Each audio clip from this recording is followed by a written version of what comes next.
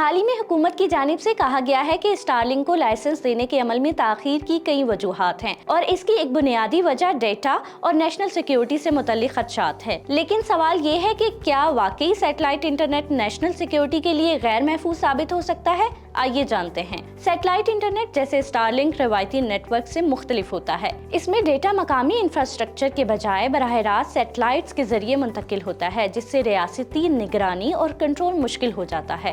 ماہرین کے مطابق اگر ڈیٹا کا بہاؤ کسی غیر ملکی کمپنی کے کنٹرول میں ہو تو یہ قومی خود مختاری کے لیے ایک چیلنج بن سکتا ہے۔ اسی طرح بلیک مارکیٹ میں دستیاب اسٹارلنک ڈیوائسز کا غیر قانونی استعمال خاص طور پر حساس علاقوں میں سیکیورٹی خدشات کو مزید بڑھا سکتا ہے۔ ایک اور اہم نقطہ یہ ہے کہ سیٹلائٹ نیٹ ورکس کو مکمل طور پر بلاک یا کنٹرول کرنا آسان نہیں ہوتا، جس سے ریاستی اداروں کے لیے نگرانی کا دائرہ محدود ہو جاتا ہے۔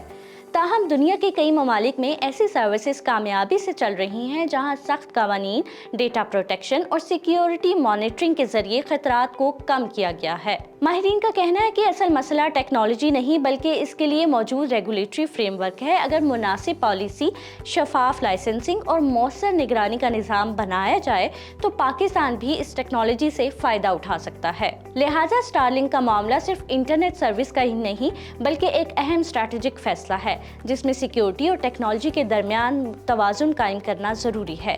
مزید خبروں اور اپڈیٹس کے لیے وزٹ کیجیے vnews.pk۔